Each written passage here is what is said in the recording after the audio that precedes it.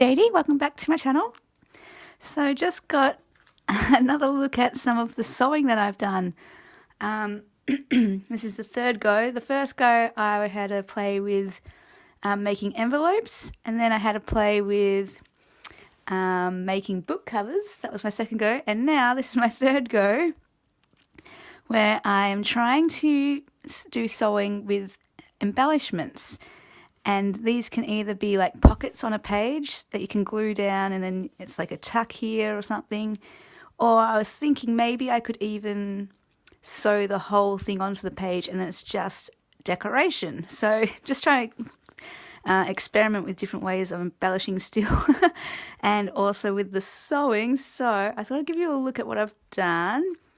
And I started off with the zigzag stitch, and again it's all just especially my earlier ones, some are wonky and go diagonal, others go off the page a little bit here, but I'm okay, like I like it. It's kind of fun. And then this one, so by the way, this is using the ephemera bits and pieces from the sunflower kit and the dragonfly dreams kit from Auntie May's. This one, can you see? I went off the page, so when I cut it, it broke here. But again, it's okay. When that's on a page, it's kind of got that rustic look to it. And I did put the coffee dyed papers that I've done on the back. So yeah, this was one of my first attempts.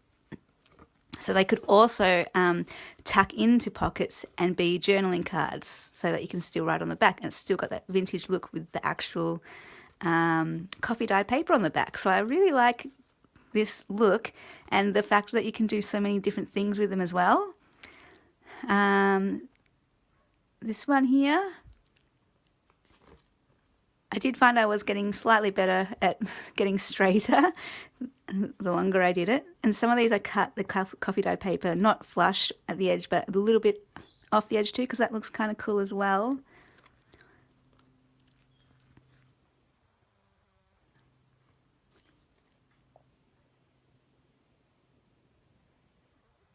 I really love the effect that it gives it, the extra touch, and I love, sorry, this is the coffee dyed paper on the back as well. I really like that. I love the vintage look. It's just so cool. And yeah, these were just ones that I printed on just normal copy paper.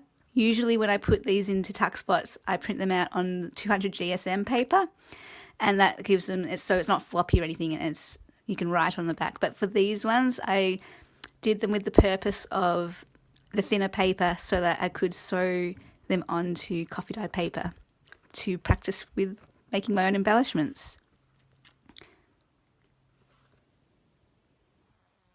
Okay, I'm still not too sure what's going on, like when I get too close to the edge,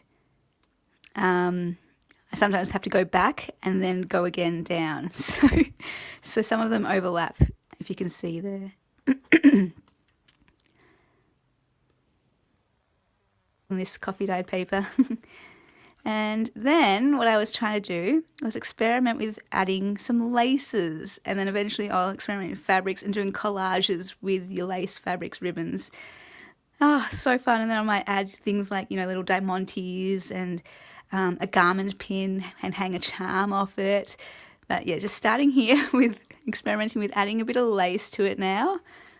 And I really like how it looks. And then I experimented with different stitching styles because oh yeah, my machine actually comes with a lot of different stitch styles. So I don't even know what this one's called, but I tried maybe just a straight stitch.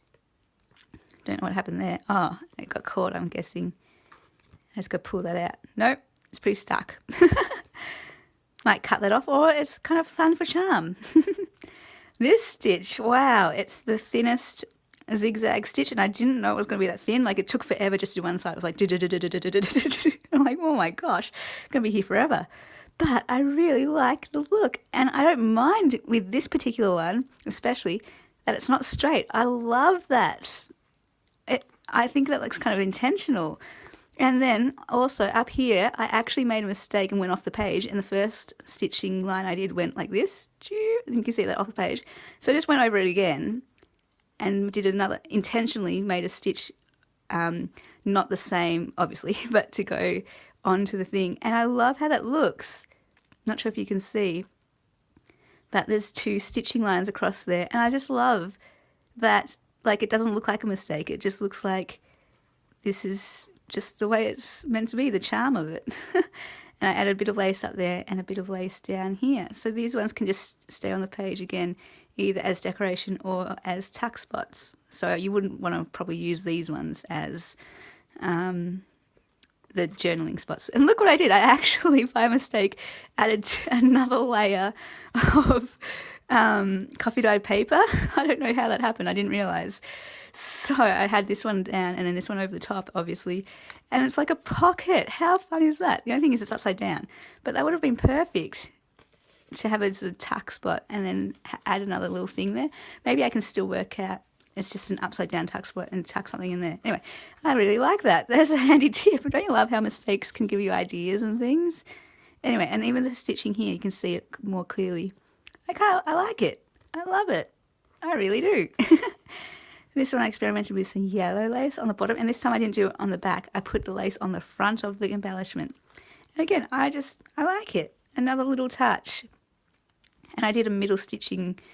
So there's the thin zigzag. This is the middle size zigzag. Not sure if my wording is right. And this is the largest. Maybe not. Maybe I'm getting confused.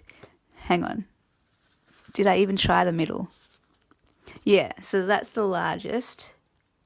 That's the middle one. And then that's the really small one. I don't know how you talk about the terms. Anyway, this one, what I did was make a pocket with the lace so you can stick a little tag in there. So these are all just me just experimenting and seeing what you can do. And then eventually, yeah, I'll try doing this again and do all these different things with pockets, some on the front, some on the back, little collages, pockets on the back. We'll see how we go. And then, yeah, just as the last one, I just did it nice and simple. This one looks like it's a straight stitch. And put the lace on. No, what did I do? Oh, I must have put it in between. So yeah, I put it in between the two. I guess that's what I did the others. Yeah, I must put it in between, and that holds it steady a little bit more. Yeah, I guess you could also put it at the back and then sew it too, so you can see the lace on the back. But yeah, I kind of like how that looks too. And that can hang over the edge as well of a page. But yeah, so that is how I've gone with the sewing machine, take 3. Hope you like it. I am having a lot more fun now. This is the embellishments. This is really fun. I love this, and I just want to make them in bulk and have a whole series so that when I come to making journals, I won't have to go out to the sewing machine and do them all for each individual journal, but I'll have this whole large collection. And then I'll just be able to put them into journals as I make them. And yeah, especially the vintage style. That's what I love with the coffee dyed papers, the stitching and the vintage images.